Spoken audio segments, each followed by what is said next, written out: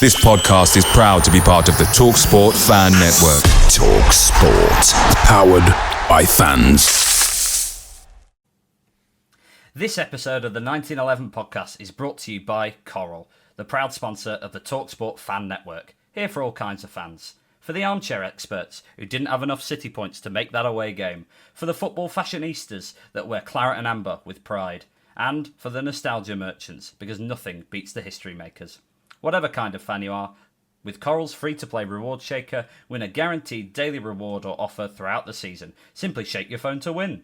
Over 18s only, maximum one reward or offer per player per day, 8am to 8pm. Reward restrictions and requirements and other T's and C's apply. For more information on safer gambling, visit gambleaware.org. This podcast is brought to you by Coral, and they're here for the fans. At the Fan Network, we have a mission to shake up the game we all love, and that's why we partnered with Coral, who've been shaking things up too. With their free-to-play reward shaker, there are guaranteed rewards and exclusive offers to be won every single day. Whether you're a part of the Badging Brigade, the Away Dayers, or the football fashionistas, Coral's here for the fans. Play Coral's reward shaker and win bigger guaranteed daily rewards and offers this season. For over 18s only, maximum one reward or offer per player per day. Reward restrictions and requirements and other T's and C's apply. Visit gambleaware.org for more details.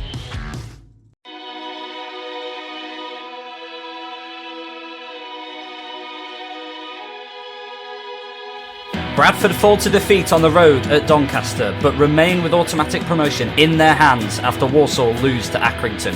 Can the Bantams get over the line against Fleetwood to seal their spot in League One next season? This is the 1911 podcast. Morning. It's one of them, isn't it? How is this still in our hands? And I hate football. It really does say something that this is still in our hands. It's almost slightly frustrating. I think it's like a frustration of how are we getting away with this? How have we gone into this final game with promotion still in our hands and very probably still in our hands? It boggles the mind, and it, like I say, it's really frustrating for me at least. Yeah, it's the worst season I can remember. As I said last week, I would take mid-table mediocrity, and it's just, I mean, the fact that you're going to have three promoted teams automatic who have lost double figures, it's crazy. I think that was at our 12th defeat of the season yesterday. Yeah, so Doncaster on 10 losses, Port Vale only on 9, but still that's quite a lot. 14 draws as well for Port Vale. And Doncaster on 23 wins, Port Vale on 22, and us on 21, and Walsall on 20. It has been a weak year for League Two. But it depends how you look at it, I suppose, because you could say, oh, it's been a weak year, but that doesn't cover the whole story. That's either it's been a weak year for the promoted teams, or it's been a strong year for every team in the league. It's, you look at it both ways. Well, yeah, you look at it both ways. Is it a weak year though? Or is it just everyone's on a level playing field? There's no big money spending teams really in the league. Everyone's budget, obviously, you've got bigger budgets, lesser budgets, but everyone's budget relatively close. Yeah, I mean, we've had to. I totally agree because we've had these years of the Stockports and the Wrexhams coming through with their big money. And the only team we've really had who have been spending bigger are Port Vale, and that's only a sort of like running cost sort of thing, rather than we're going out, we're spending money on getting players through the door. So yeah, there's been no sort of big signings this year, I think, for a lot of teams. So yeah, and I think that was always the thing about this season, was that it was the year where you really kind of want to go for it. There's not as many big teams as you mentioned in that run-in. So I think that this was always an opportunity to get out of this league, as hard as it's been and as difficult as it has been, and we're not there yet. We're only 1 point clear of Walsall, and Notts County obviously yesterday getting a victory, which shows that their Notts County, when they got beat by Cheltenham last week, was actually massive, because if they had won that game, they would be now currently in third position. So they've kind of had their run right towards the end, which luckily for us and Walsall come at the wrong time. So yeah, one more game to go. Yeah, you can look at their performance against Salford as well and say that was a massive let-off for us as well. I mean, there's been so many let-offs this season, like both for us and for other teams. We've given people big let-offs, like Walsall and the amount of time we were chasing them. Yeah, there's just there's so much to unpack. But we're dodging the bullet here because we do actually need to talk about the game yesterday. We're putting it off, but we do need to talk about the loss at Doncaster, don't we? Yeah, it were always going to be a tough place to go. Let's be fair. I've never been that nervous that I were doing stat diving that I didn't know were possible. To be fair, before the game, it were horrendous. Like, I was feeling sick all morning. But we never really turned up. First half, Donny took Sass, took Pato well out of the game. They just controlled it. No ifs, buts, or maybes. They just controlled the game. We looked like a deer in headlights. Yeah, we did. One thing I thought that Donny did really well, and obviously they've done their homework on us, was that they just closed us down and they didn't give us any time on the ball whatsoever. I think that's the way to neutralise us, to be honest with you. I think that really takes a lot out of our game. Felt like we probably played like we played in the 70th minute against Swindon and Chesterfield. But for the majority of that first half, we just, like I said, they just didn't give us any time. They didn't give Halliday any space. So Halliday wasn't able to do much. The passing was going afray. It was just really, really difficult. But Donny just got into us from minute one and were all over us. And I think, as we could probably say, was it really a surprise when they scored? Nope. No. They had missed that chance opportunity just beforehand from Gibson. It hit the post, hit Walker, nearly went in. But they just completely neutralised us. We looked scared to try and even attempt to play our game. It was very much clear the lines, absorb, and that we catch them on a counter. It was never going to work because they've got really good defence, simple as. And once their defence had it, they brought it down. The goalkeeper, Shaman Lowe, he's so calm on the ball. It's ridiculous. He pulled off a great save from Pato in that first half as well. Yeah, he did. It was a fantastic save as well. The reactions to get down to Pato coming in from, 6-7 yards and belting it, in fairness, into the ground, were just to the right of him from Pato's point of view. But to get down to that, from that range, it shows what sort of a keeper he is. Chelsea have a really good goalkeeper there. And I think that Donny will be doing the best to try and get him back in for next season because he's probably been the keeper of the season across the league for me. Yeah, and it's someone that we didn't mention really last week and we should have done because he has been really, really good every time I've watched Donny this season. And, it was a fantastic save.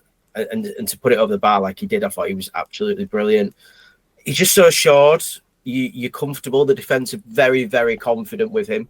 You just felt that with a goalkeeper like that, I think it's obviously been a massive, massive difference for them. And I hate to say it, well done. If you don't know yet, Donny are now promoted. And that came from yesterday's game. So, yeah, it was... They hit the form, didn't they? They hit their run at the perfect time. Fair play to them. They came out, their last home game of the season. They had a job to do. They did it, and they did it professionally as well, to be fair to them. Don't get me wrong, we all wanted to beat them. Being no better feeling. They deserved it. Fair play to them, congrats. They timed their run spot on. They're rightfully getting promoted because they are probably one of the better sides that I've seen us come across. In both games as well, Andy. I think both games. I thought they were absolutely dominant at Valley Parade earlier in the season. I thought they were, in fact, to be fair, were they probably the best team that have come to Valley Parade this season. I thought that they dominated us in the first game. If I remember that game rightly, we got really lucky because there were multiple sort of occasions where they just broke away on us. Players like Molyneux just using their speed to get forward, and I think if I remember rightly, we could have been 3 or 4-0 down at half time, and we got in a fairly good situation. I can't actually remember the full time score of that one. Was it 1-1 or did we lose? No, they beat us. I want to say we lost 3-0. Was it? What? When they played us at home, I'm sure we lost 3-0. But what I want to do is, I don't want to take away from Donny's good play too much because they outplayed us. But what's going on with our defence? How tall are our defenders? We've got quite a big back line, I reckon. How are we conceding so many headers? Yeah, and it's a big, big worry, isn't it? And that seems to be where teams are scoring their goals against us, is the fact that the amount of headed goals that we've conceded recently, certainly away from home, has been pretty worrying, really. Again, I mentioned it last week. I do also wonder whether it's the pace. I don't know whether our defenders are quick enough, but we are losing far too many aerial battles in our defensive area, and it's concerning. Obviously, the season is nearly over. Fingers crossed, it's only one game to go. But I think it is one thing that's definitely worth bringing up. You know, I mean, I thought that they had a couple of opportunities before that in the air as well, where they pretty much had 3 headers, and it was concerning, and it was really worrying at how much space they were getting, and also the marking. It just wasn't there. It just worries me, because I just feel that teams are putting the balls into the box and they are scoring. I just don't think we've had a mobile backline all season, really. It changes every game. Yeah, I mean, yeah, exactly. It changes every game. I suppose we do have mobile players in there, Critch and Shepherd being the best examples, but the way we partner them up and the way we constantly chop and change means that when these players come back into the side, or when we give them that starring role, they don't have the minutes to express themselves almost. We talked about sort of last week with Critch of how maybe if he'd had more minutes this season, we would have seen a more assured and confident player. But this season we haven't. And you could maybe say the same for Shepherd when he's come out of the team and come back in. And he had a few poorer games by his standards, because he's been excellent this season. Yeah, I think it's just a constant rotating of players, little knocks and niggles. It hasn't helped us at all. No, also, before I continue, just so, because someone will be screaming at the pod saying what the result was, we lost 2-1 earlier in the season to Doncaster. Molyneux and Sharp, the scorers for Doncaster, and Cook getting one towards the end of the match. That's one player we did keep relatively quiet. Yeah, I thought Critch did a pretty good job on him. Yeah, he didn't have that, but I think the fact that we had to double up on him left everything else open. Yeah, I mean, it was always going to be a sort of like, a cagey game. The nerves were going to be high. That didn't obviously necessarily dictate the play of the game, because we looked scared to play ours, and they were all over us. But yeah, I suppose in that sort of game, you're not going to have your big players like Molyneux doing your runs from the halfway line. No, 100%. Now, the big talking point of absolute stupidity from Baldwin, we have to talk about. I don't want to go over it too much, because a lot's been said over social media and everything like that. Pato's come out and said he's already had a massive ribbing from the lads in dressing room. Alexander couldn't even stomach to talk to him, so I'm guessing he's going to have his piece with him this morning. But that red card, absolutely disgraceful. There's no need for that. So let me run you through what happened. You've got Baldwin all game against Street, and all game Baldwin's been ripping at his shirt. It's been 6-1 half a dozen other 9 times out of 10. In the last couple of minutes at half, ref gives a free kick against Baldwin after they've both had a really good grappling match. Baldwin just didn't have an answer for Street. He had to just rip at his shirt all game because he couldn't keep up with him. Baldwin's furious at that. Ref blows for half time. Baldwin goes up for a bit of a moan at the ref, and he just completely loses his head. Ref gives him a yellow card. There's your opportunity. Get yourself in changing room. It's a needless yellow, but go and calm down. And then I don't know what he says, but he carries on. Ref scrubs off the yellow and gives it as a straight red, and he's gone. And you've got Baldwin that's got Sam Walker around him, Chris Laquette, and Doyler all tried to calm him down. Nobody could get through to him.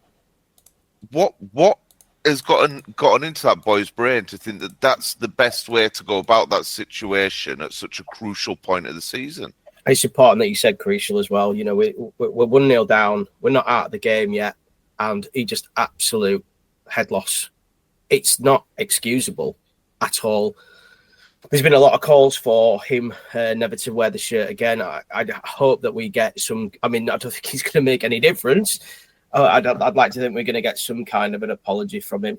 But absolute head loss.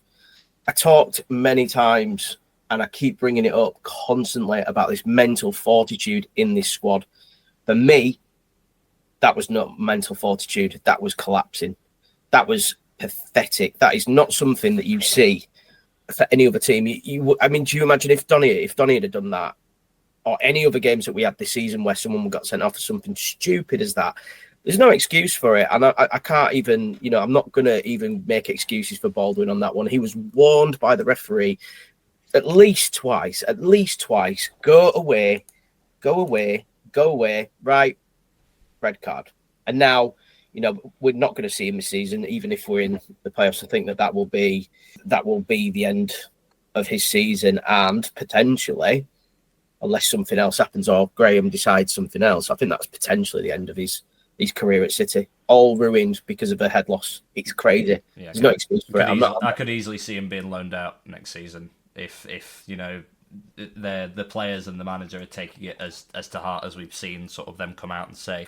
But I think everyone is saying everything that we've just said. Everyone's in total agreement that it's so unnecessary. But the big thing that you haven't mentioned really for me is it shows such a lack of awareness for the situation the club's in, and not just in terms of the smaller picture of, well, we're only 1-0 down. We are in this game, and we proved that by coming out in the second half and showing a better side of us. Of course, we were still off our pace, but we came out and we were better than in the first half. But it's a lack of awareness for the bigger picture as well. Why suspend yourself for the final game? You've thrown yourself out of contention for that one, not to mention all the damage he's done to his career at Bradford. But it's just for the promotion picture as well. Why jeopardise that? Why not be able to see how big a game this is that you need to keep you cool? What a horrid time of the season to have that head loss. Yeah, there's no glossing over it or apologising for it, really. That's going to make any blind bit of difference. It's just stupid. It's stupidity. Pure and simple. He's lost his head over a nonsensical thing. I mean, if we go back to Smallwood, that were a tackle in the game. I'm not justifying his actions, because Smallwood, that were a bad tackle and he should know better. But that's during the game, so it's understandable. Heat of the moment, tackles happen. It is what it is. But for the halftime whistle to have been blown, an opportunity at 1-0 down for you to go into the changing room, get your head back in the game, and go out and give it a really good go, it's non-excusable. It really is.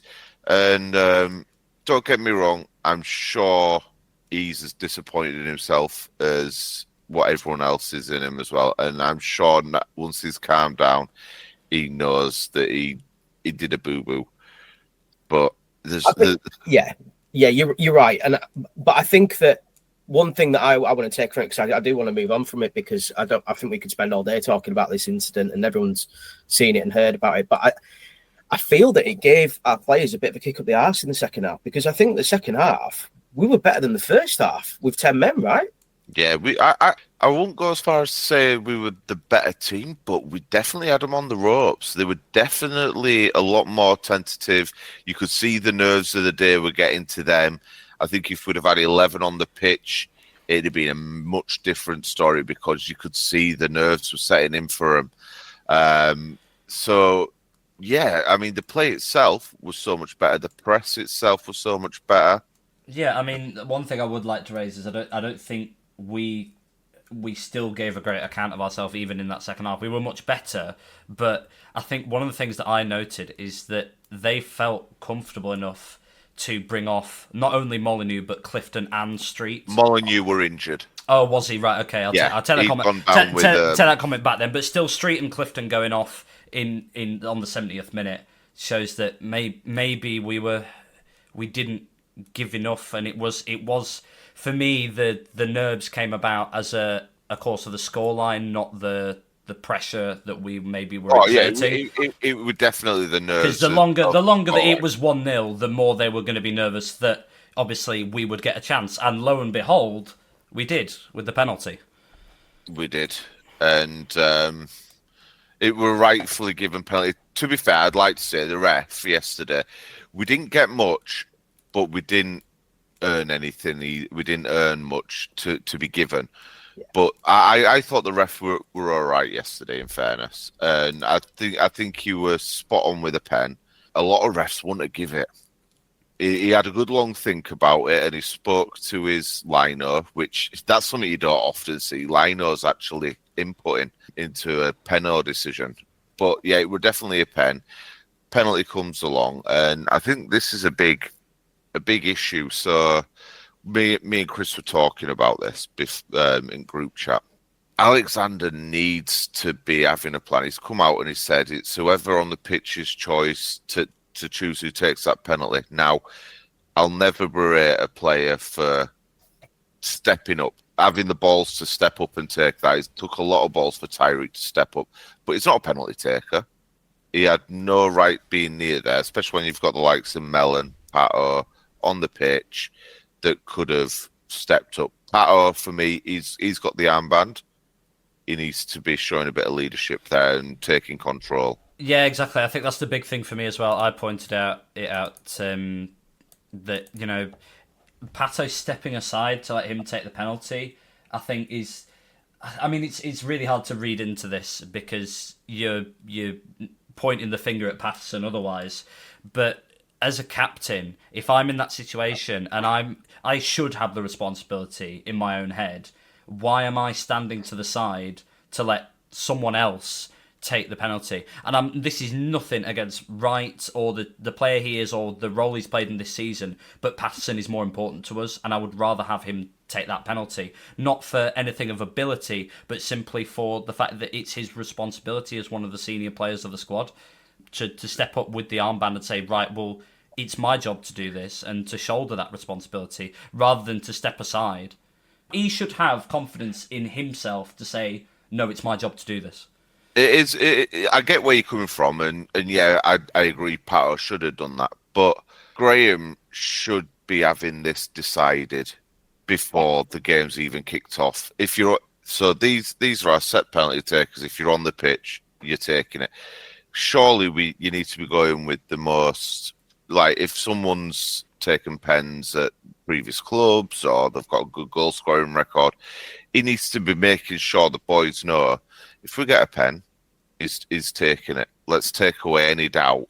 So it's there and it's in the head. They've practiced it on the training ground. I have a feeling that Tyreek missed a penalty for us last season. It was a poor penalty. I could be wrong on that one, but I just have a memory of him missing a penalty. Lapsley first stepped up for it. It looked like Lapsley was going to take it. He won it, didn't he?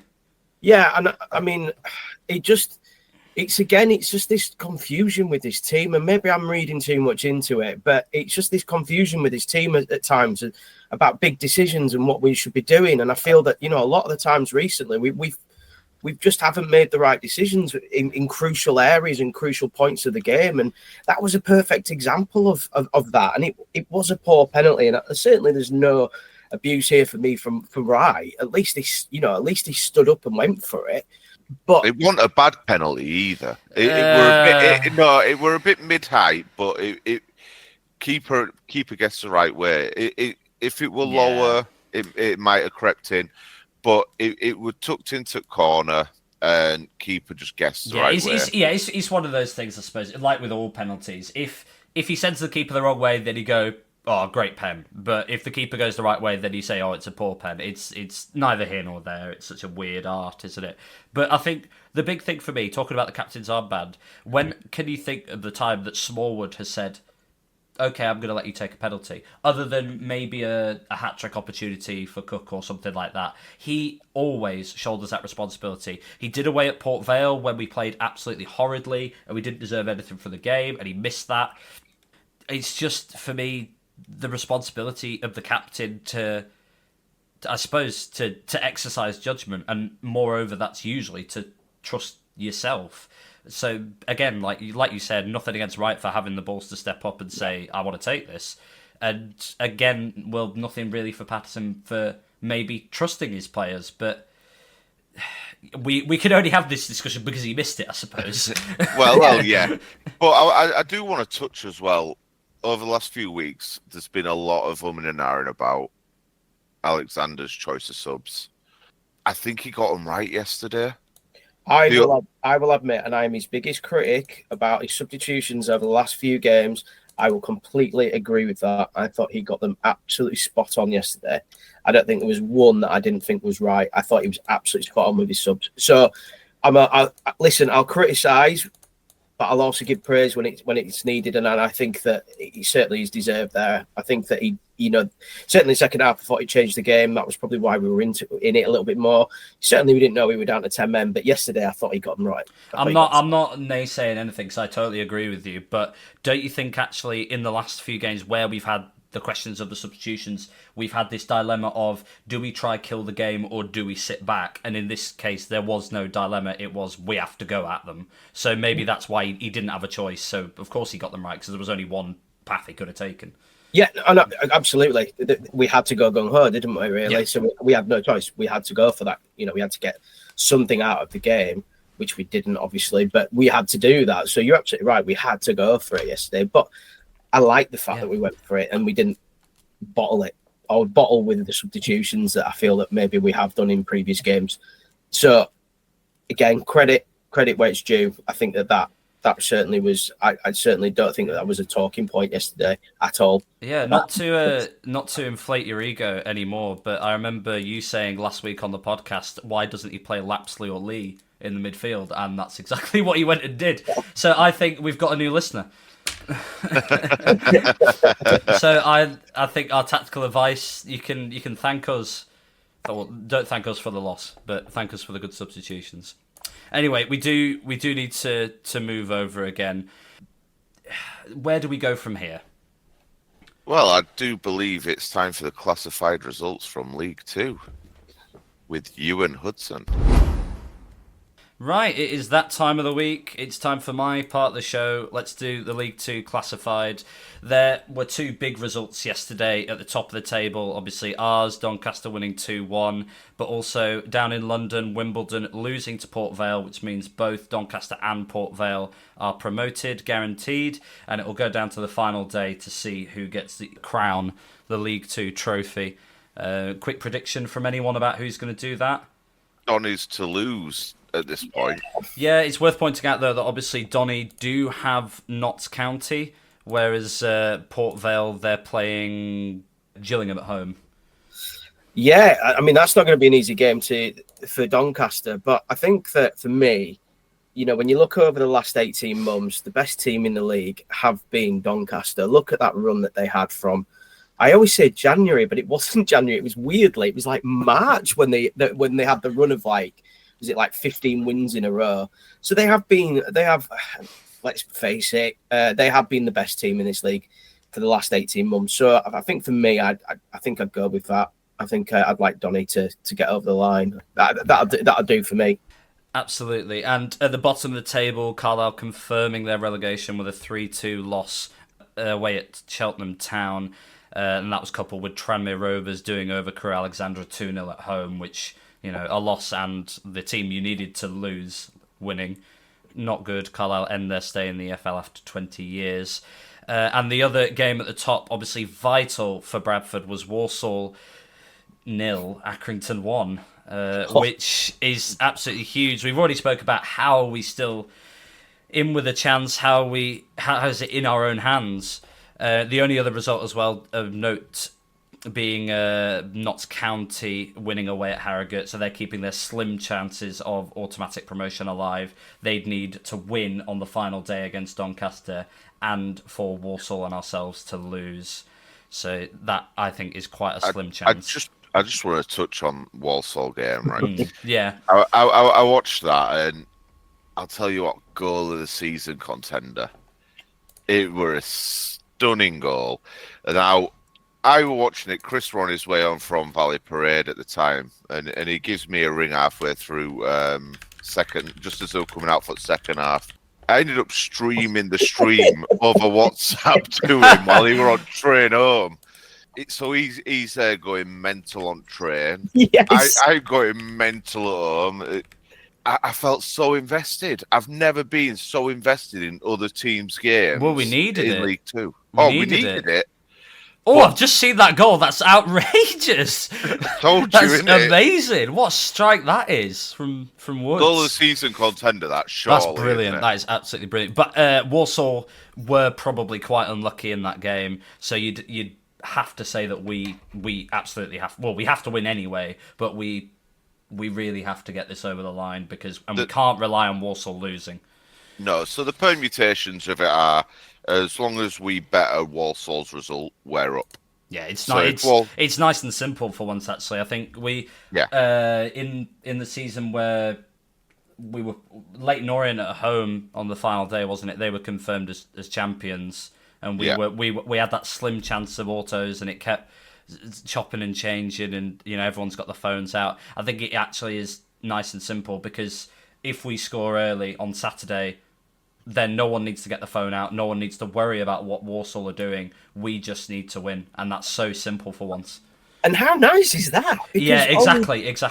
I was talking to someone yesterday, so I went to the watch along at Valley Parade, last minute decision, because I decided I just couldn't watch it at home. And I was talking to them about the fact that we're not just watching an hour and 45 minutes. We're doing 4 hours because Walsall are usually playing before us or after us, and we're literally watching nervous these 2 games back to back where, a couple of years ago, we weren't able to do that. So that's been really difficult in itself. And I was, as Andy mentioned, I was on the train. There was a couple of weird looks because I had my headphones in. So it probably looked like I was just some weird guy kind of just like talking to himself, which is usually the case anyway. But yeah, it was great. I was so nervous for that last 6 minutes, but listen, it's in our hands. It's been in our hands for so long. We just have to get over the line, and it'll be nice not to worry about other teams. Yeah, exactly. There will be. I mean, like in a lot of the other games we've had, we need to start positively. That will be the big thing, I think, for everyone in the ground. I heard you mention that it's a sellout, like a proper.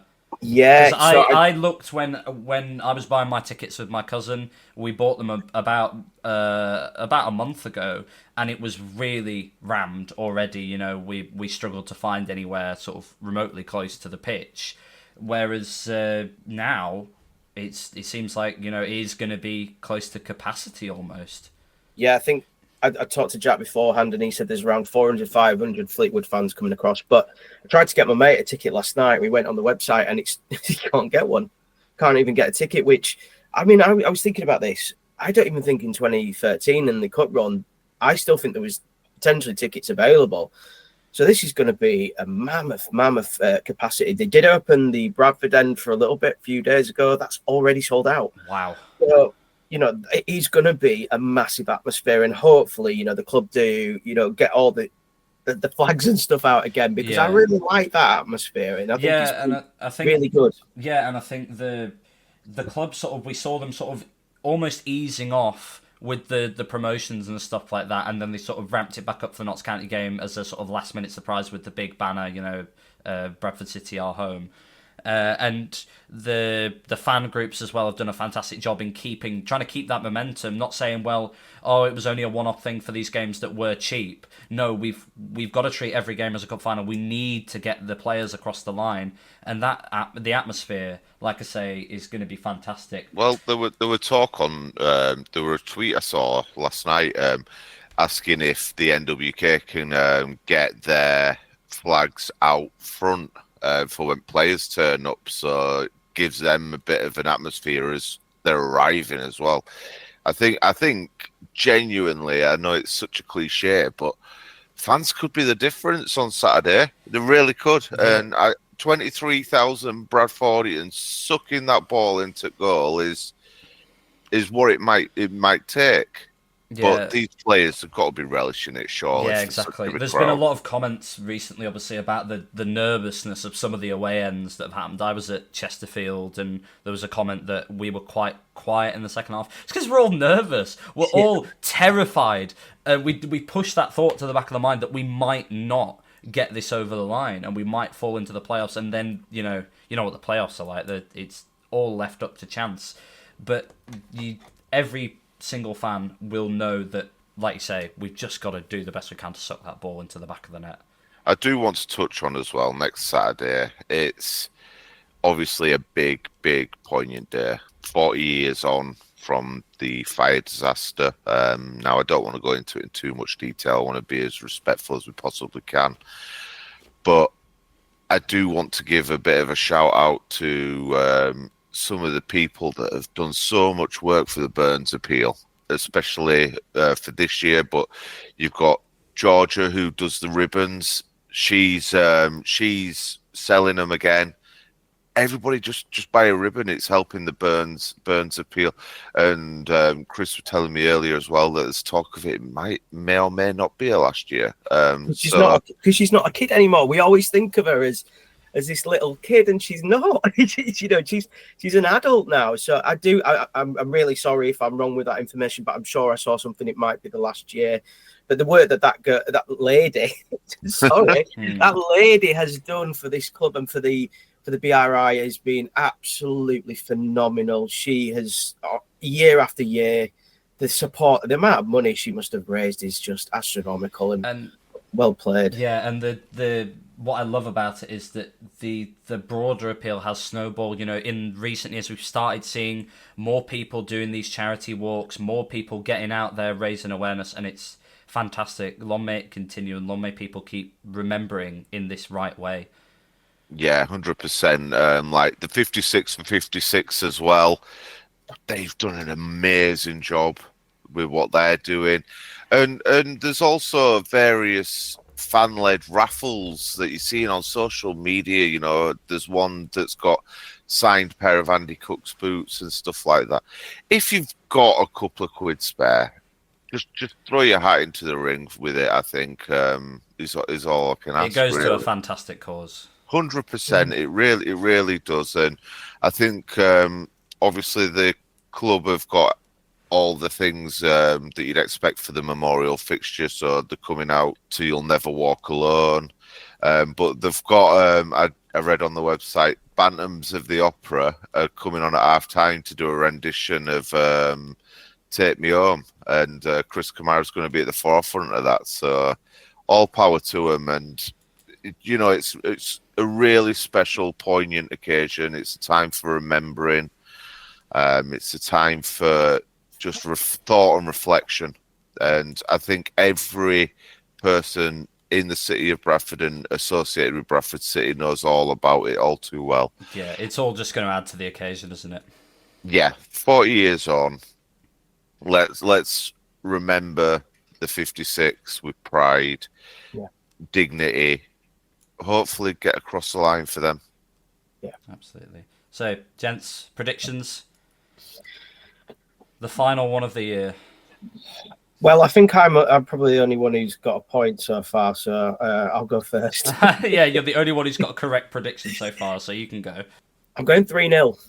Yeah, I think the occasion might sweep Fleetwood up. I think if we start right, if we do everything right, because you've got to remember, the thing we haven't even mentioned is Smallwood will be back for this game. And how massive will that be for our midfield, for the licence that suddenly Patterson is going to have? He could have a field day in this game. Talking of that, though, so now Baldwin's out and Shepherd's out injured. What back three are we playing? Well, we'll start. It's got to be Byrne. It's got to be Shepherd, and then I guess Critch. No, if Shepherd's injured. Oh, he said he had a knock, but it wasn't confirmed whether he would be out for this game. So you remember when he was out with the groin injury? Yeah. So Alexander said that he's had a couple. That's been re-niggling again. He hadn't trained all week, and he's unsure of whether he's going to be back for next week. So, just being devil's advocate, you got Baldwin, obviously suspended, and Shep is out injured. Who's your starting three? Well, a name we haven't mentioned in a while. He was on the bench on Saturday. Callum Johnson, who was originally brought in to play right centre back. It could be his time to shine. Obviously, we've got Hunts on the bench as well, if needed. Critch will presumably be playing because there's no one really else that we can. So it will be a very mixed back three. We'll just have to see, really. I think, like you say, the Smallwood being back will give the defenders such a relief knowing that he's in front of them. 100%, 100%. On that note, though, back to the predictions. We digress. Yeah. I'm going to go 2-0 City. Nice early goal, and then we'll probably be on the edge of our seats all the way through the game, and we'll score in like the 91st. Yeah, was it Newport we played last season on the final day with a chance of playoffs, and we didn't get playoffs, obviously, but I think we beat them 4-1. And I think I'm going to stick with that. I'm going to go 4-1 City. Whatever's going to happen, it is going to be a very, very interesting afternoon. But you know what? The one thing about this football club, we never do it on the easy. You know, this could come down to the very last seconds, and we don't do things easy. We're going to want to forget this season. We're going to have a little bit of a break from football, which will be fantastic. But on that one, I think let's strap in one more time. That roller coaster has not finished yet. And not to sound like too much like Toy Story, but Andy's coming. Yeah, Andy's coming so up. all three Andy's of us, coming. all three of us will be at the match. So please look out for us. We'll be dotting about in all sorts of places. Please come over and say hi if you recognise us or our voices. It would be fantastic to know that we've got a community. 100%. This week we have got a Fleetwood fan on. Now, we sorted this out a few weeks ago to get the Fleetwood fan on, and obviously now it's become even more crucial with how important the game is. But luckily we are joined by Jack Kershaw, who is a Fleetwood fan. If you don't follow him on Twitter, you should. The guy is absolutely brilliant. Love his stats, love everything that he does. So I'm really excited to have him on the show. So Jack, how are you doing, mate? Yeah, I'm good, thank you. Are you? Yeah, good, thank you. Well, kind of. We're all struggling with a lack of sleep, and obviously we've got another week of that to come yet. So I just wanted to ask you firstly, based what your thoughts on Fleetwood's season so far have been. A bit mixed, to be honest, because I think we probably had the most disruptions, I think, in our games, because I think that, especially in November time when we played you actually in the reverse fixture, we only had 3 games in that November. We had one before you, and obviously on the 9th, and then the next one was on the 30th of November. And then it's just been a lot of Tuesday night games where, Tuesday night games, sometimes, you can't really get up for it as much as a Saturday game is, that you would have liked. And the way that it left with Charlie Adam, it was a bit toxic that last game. But then now we're new, obviously fresh face in Pete Wilder's coming in. I think the fan base are a lot more optimistic now. But I think going into the season, I predicted, I think, 10th or 11th. And so far, we've got sort of that mid-table finish, which I'm happy about. And, we've had some injuries, but, I don't think we can use that as an excuse because, obviously, all teams go through injuries. It's how you react to that. And, past manager Charlie Adam actually said he wanted a small squad. And, if you get injuries and you're sort of relying on the academy. So, we've sort of shot ourselves really in the foot there. But, I'm quite content with the mid-table finish. Playoff finish. Nice. We've been flirting with that really from January to April, and then when you have 4, winless games, and you're sort of thinking, right, it's a mid-table finish. Let's move on into next season. Yeah, you mentioned about sort of the fall off from the playoffs because you were in with a really good chance of it, sort of up to about probably a month or two ago. And how do you chalk that up? Do you think it's just the time Pete Wild's going to take to bed in with his tactics, or do you put that up to, like you say, the injuries that you've had and the disruption? Yeah, I mean, it's a mix of both, to be honest, because I think our main injury crisis came maybe in sort of December when obviously Charlie Adam lost his job. We've had long-term injuries, but I think, when Pete came in, he said that, we'll give it a go. But then I think when he's seen maybe the true cause of the players when we've lost, they're not trying, that's when he's openly came out and said that maybe playoffs wasn't realistic. And, he set an ambitious points target, which some months we met, some months we didn't. But I think, I'm not going to, say that some away performances were fluky, but I think the mix of the home games to the away games when we're going to MK Dons beating them 4-1, Walsall beating them 6-2, Accrington beating them 4-1, and also Crewe beating them 4-1. Then at home, I think we've scored the least amount of goals, at least we did before yesterday's kickoff. And it's just a mix of the home and away form, where at home and also against the bottom sides. Every time a side's been bottom of the league, whether that's Carlisle, Morecambe and Swindon, we haven't beat them. We beat Carlisle at Brunton Park early on in the season, but they weren't in sort of the mess that they are now. And then at Morecambe, it's like we've gone to them games thinking that the game's already won, and we've had that mentality where we're coming to bottom of the league and we're thinking, right, we're better than these, but then we actually get schooled in the game and we're thinking, right, we've got to have that good balance between turning up against the bigger sides and the top side in the division, and then comfortably control the game against the lesser sides.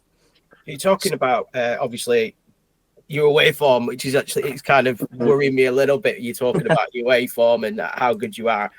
What kind of setup do you play? What kind of formation? How does the team look? Well, when Pete came in, it was a 4-2-3-1, but then he went back to a 5-3-2, and I think he's just been changing it through personnel. And I thought from maybe February we're going to stick to the 5 to the end of the season, but against Chesterfield and yesterday against Newport, we actually played with a 4. So honestly, I couldn't really tell you which one would actually go to Bradford and play. It'll be either of the two, but it's very much, I think, against the side maybe lower down, especially when we played Barrow, it was very much we had the ball, but we didn't take risks. Players were moving, and then to create space, but then the players didn't make that forward pass. And I think it was very much we had to have the ball, but then keep a lot of players back so we didn't get a counter attack. And wanted to keep the clean sheet. And sometimes it's felt like that. We haven't had the tempo to attack thoroughly.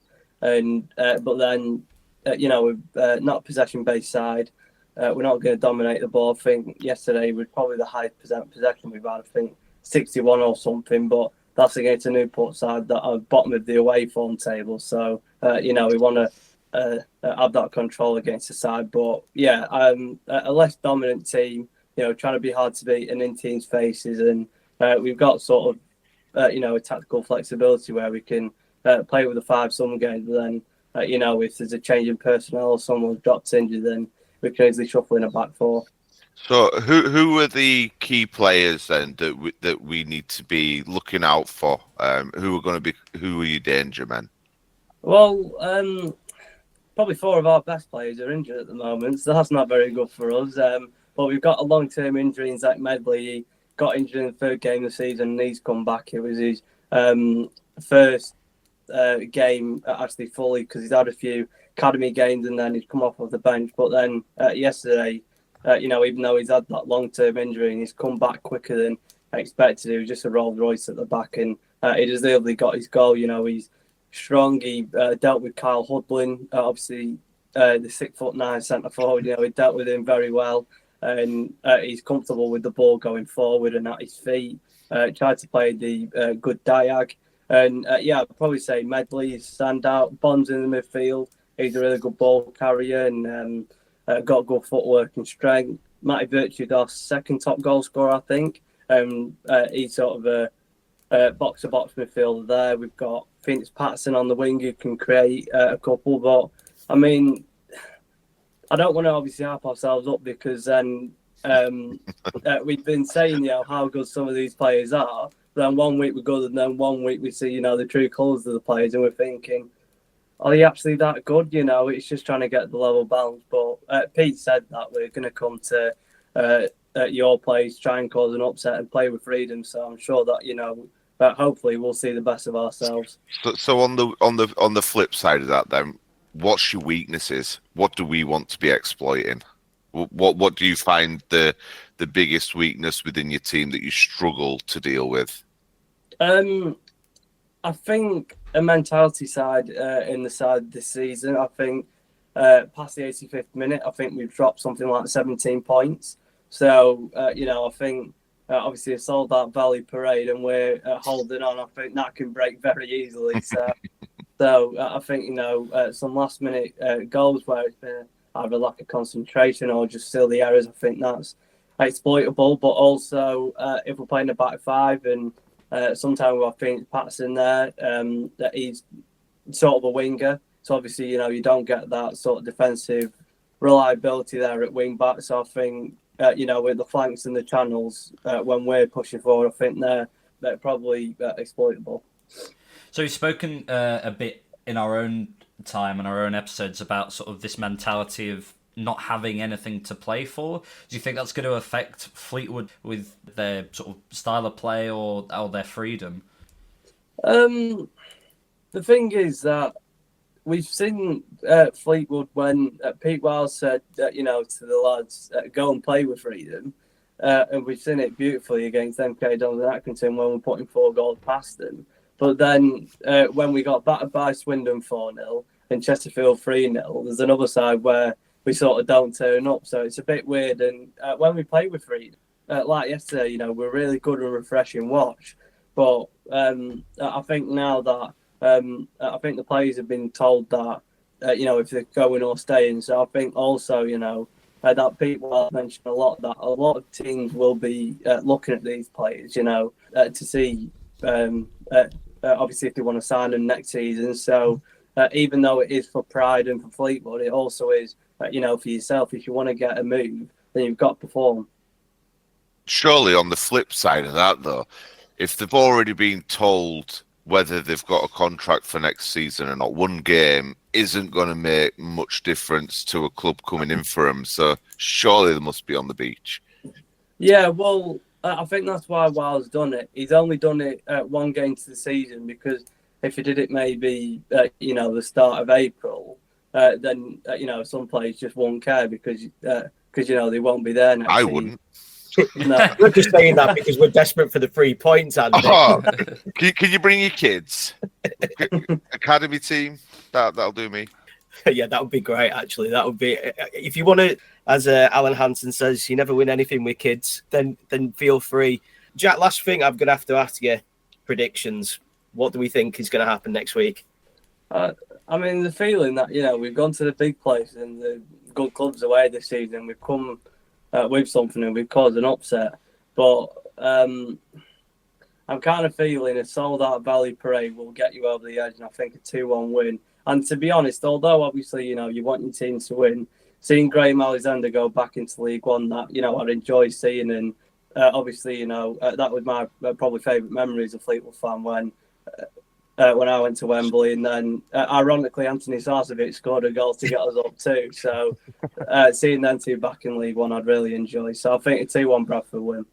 Oh, you could come again, Jack. You could come again. Hopefully it won't be next season, because hopefully we'll be in League One. So maybe if we play you in the Cup. But really appreciate you coming on, Jack, and spending time. I'm going to make sure on the Twitter as well, please follow and see what Jack's works that he's doing. Honestly, I think for me, you've been one of the standout Twitter accounts in the last year. Some of your work that you do is absolutely phenomenal, and your insights into football. So I really appreciate you coming on, and hopefully you go away with 0 points next week, but all the best for next season. So we really appreciate you coming on. Thanks, Jack.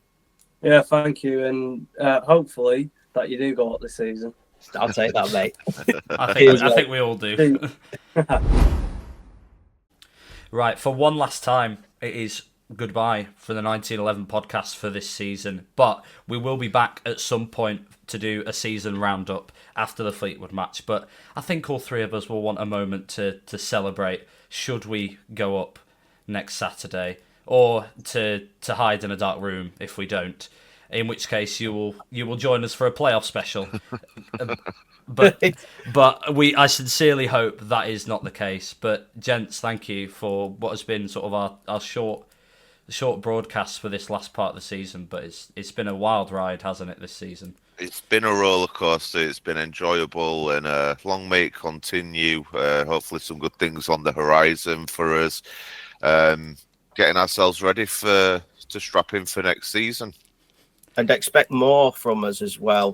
This might be coming towards the end of the season, but we are going to carry on doing it. We weren't even going to start this until the summer. No, we did jump the gun. We thought, now is the right time, and absolutely. Let's jump on that bandwagon. Yeah, absolutely.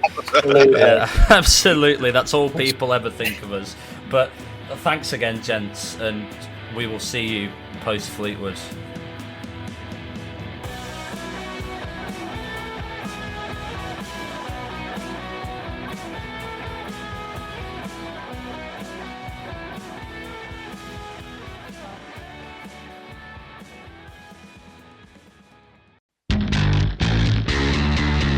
This episode is proud to be sponsored by Now, where you can stream Sky Sports flexibly. Catch the biggest games this season how you want, when you want. The football season is back, and you can keep up with all the action on Sky Sports with a Now membership. Whether you're perched on the edge of your sofa or hiding behind it, you can capture more of the drama this season with Now. The heat of the moment, the 90th minute winner, that last-ditch tackle, the pride on the line, and the best bit, you can dip in for the derby or stay for the season. With a Now month membership, you can stream all Sky Sports channels flexibly. No fuss. Go to nowtv.com to find out more about sports memberships. 18 plus, UK only. Minimum speed 2.5 megabits per second. Live scheduling may be subject to change. Full terms apply.